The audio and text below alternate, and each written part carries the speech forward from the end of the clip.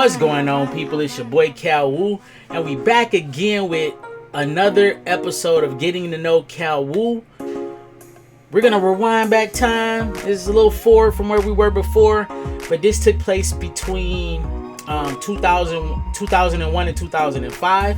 But before I get into that, I gotta thank everybody that came to participate in the Throne of Nerds that happened on Saturday, January 31st. If you're interested in doing the game show, like I said, it's gonna be a $200 prize, between $200 and $500 prize in December if you make it all the way to the finals. Just go to sign up at planetwoo.com/throne.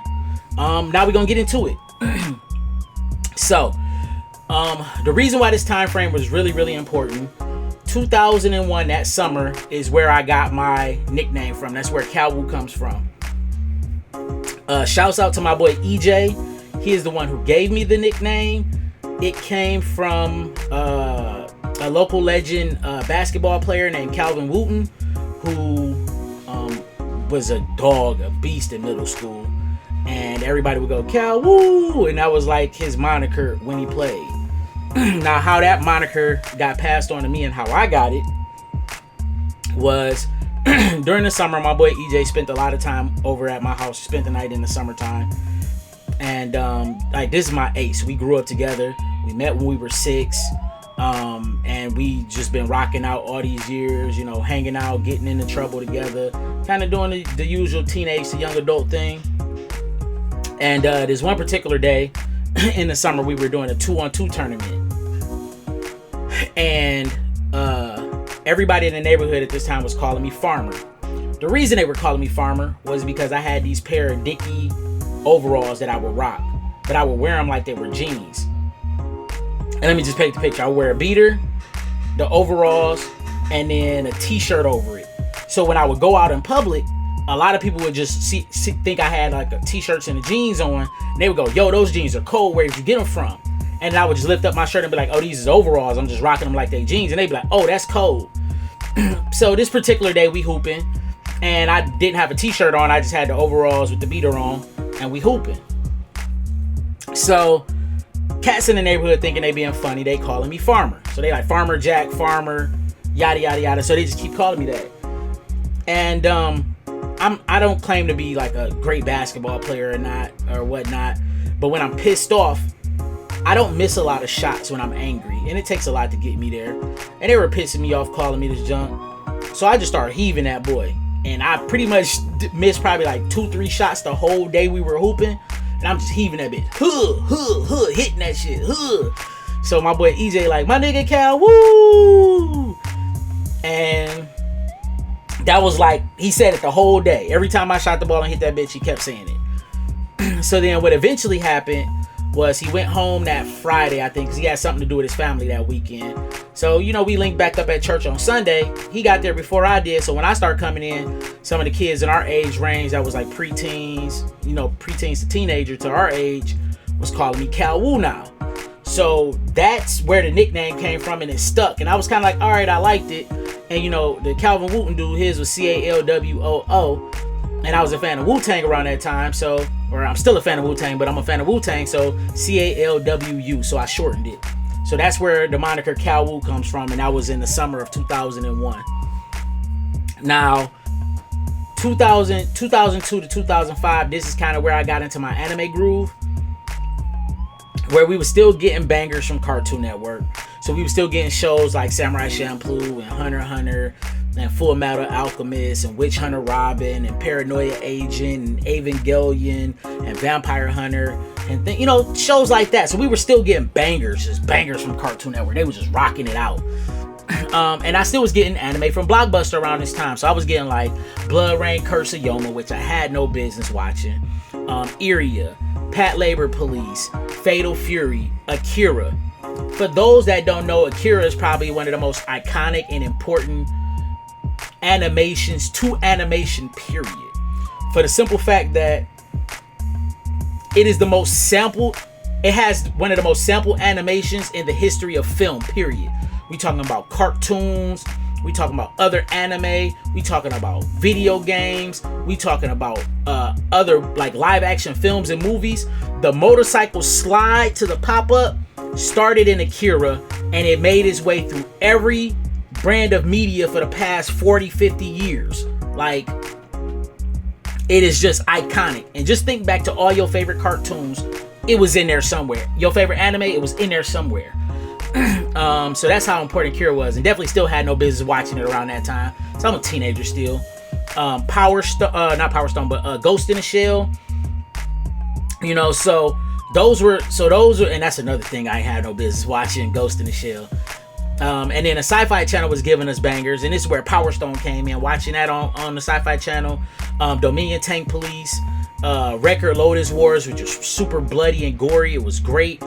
Demon City Shinjuku, definitely had no business watching that around that age either. And like I said, these series had those bangers. They were still like these different avenues of where I was watching anime still had the bangers that I was getting from. Excuse me. But my passion, my absolute passion, came from when I was I started downloading anime from MIRC, or Merc for short, which is like a manual internet relay chat. So it had like so think about it like a Napster or Winimex, or the AIDS of what we know, LimeWire, for those millennials that's around my age, LimeWire. But except for this one had a chat function. Winimex and Napster had a chat function that a lot of people didn't know about. They actually had like chat rooms. So think about a chat room that had download capabilities. But what made it so dynamic is you had to know how to type command streams to be able to search and download these anime. So lucky for me, around this time, my godfather, I want to say around earlier 2000, so like 2000 to 2002, had been trying to like teach me how to use the operating system Linux. So because of that tutelage, I had already had experience with doing command strings. And so I kind of took that and then learned what the specific command strings were for Merc, and started using it to hunt down and download animes. So around this time, what I would do is I would just download one episode of the anime, watch it, and then if I liked it, I would try and get the rest of the series and watch it. So this brought on anime like runesoldiers, Ice Shield 21, which was great for me because this was my first sports anime that I had watched. And I was like, oh, I didn't know they had sports anime. So that was amazing to me. I got into hellsing around that time. I got around into blueseed, Naruto. And yes, for those that like started watching Naruto in 2010 and like thought like Naruto was then, no. Naruto was dropping 2002. And I used to download and watch it. And man, it was, and watching it then, like pretty much around the time where it was like first dropping, it had already been out for a while, so it was already, I think the first season was done around that time, if I'm not mistaken, or close to being done. Because what ended up happening is after downloads started going too slow, I ran into another avenue of getting anime, and I'll swing back around to that. So we just gonna keep going. So then we had Bleach, so I watched Bleach that way. Shamanking, I circled back around to it and finished it, and it was great. Jubeichan and the Lovely Eye Patch, Dragonballz, the Dragon Ball movies, so the different Z movies. So I got into Janemba and Baby and all the other villains and stuff like that. GT, goldenboy, Harlech Saga, is spin-off Queen Esmeralda, chronocrusade, which kind of taught me what the demonology aspect of in Japanese culture, lovehina, greatteacheronizuka. Then I learned about OVAs, and it kind of made me a little sad because they were short runs and didn't have like extended versions of them. So that's how I got into grapplerbaki, which is different from the other bakis that you watch. Grapplerbaki was great. Gunsmithcats was amazing. Actually became one of my favorites.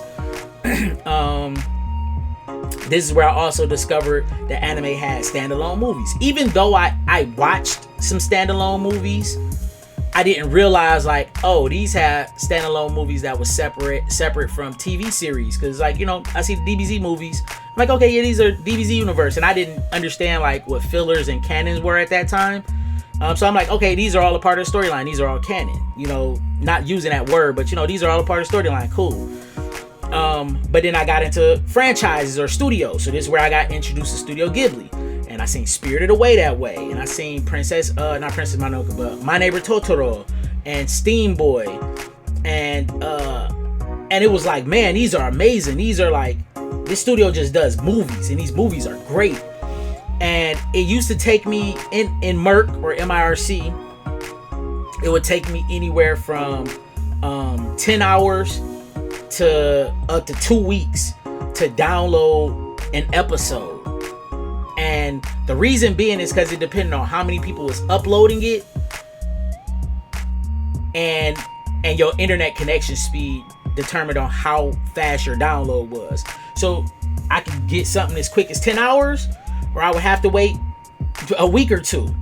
You know, hell, one anime I waited a month because it was only like 2 people uploading it at a time to where I could download it from. And that month was well worth it because it was Dragondrive. That's another series I forgot, Dragondrive. That first episode only 2 people was uploading, but all the other ones was pretty easy to download once I kind of got into the thick of it. And the fandom for Gunsmithcats was just top tier. I loved it so much. I was really sad that it was a short run, and honestly I wish and I hope that they would bring that series back and give it a full 12 episode series, because it was like the full female cast was just great, just all women, just powerful. They all had their own quirks and personalities. And I'm gonna save that because I didn't know what I was gonna do for Phantom Friday, but that's what I'm gonna do for Phantom Friday this time. Is I'm gonna do that. I'm gonna talk about Gunsmithcats, my fandom for that, because that was amazing.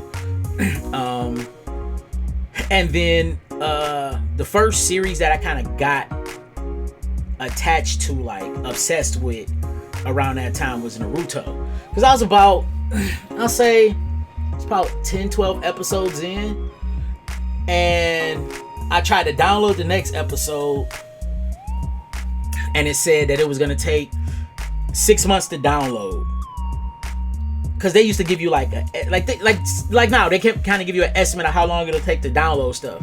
That junk said 6 months, and I was like, I'm not waiting 6 months for this episode, bro.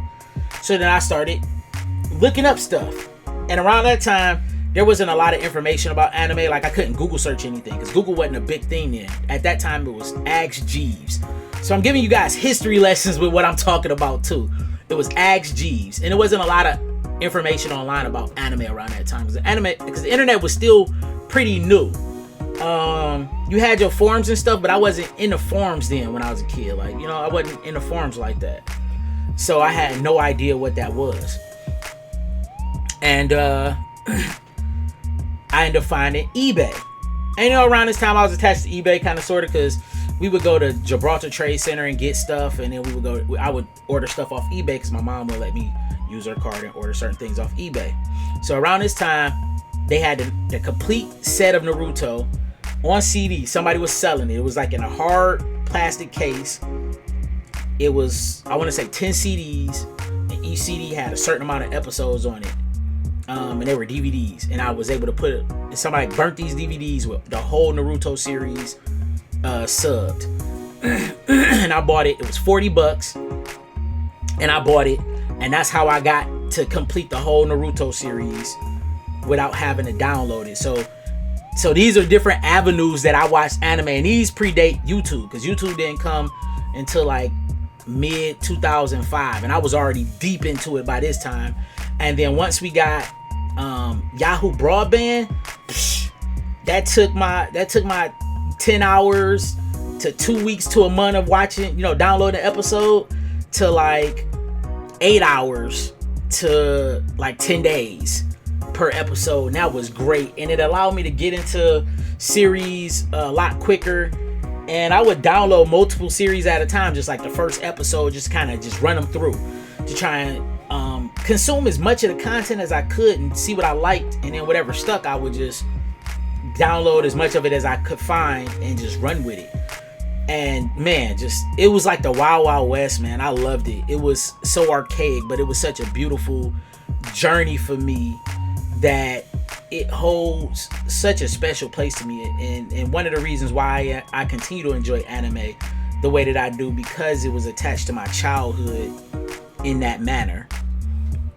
Because it was like just something I did that was unbeknownst to me. Because like I said, I started, watching stuff as a kid on cartoons, on Fox and stuff like that. It was kind of like, whatever. But the stuff I was downloading, man, it was just like, this is fucking amazing. Why isn't this here? Why aren't they showing this stuff here? And yeah, that's pretty much it. That's pretty much it. So we gonna keep going along this storyline. I appreciate y'all for rocking with me and taking this journey with me. And just please share in the comment box below your parts of your journey that you took watching anime, and where you started, and what was some of your first anime, and what was your first anime out of line that you had no business watching, that you should not have even seen. Share with us and share your journey with me and the rest of the viewers. And I appreciate y'all for rocking with me. This is Cal Wu from Planet Wu, and we got more content coming. Peace.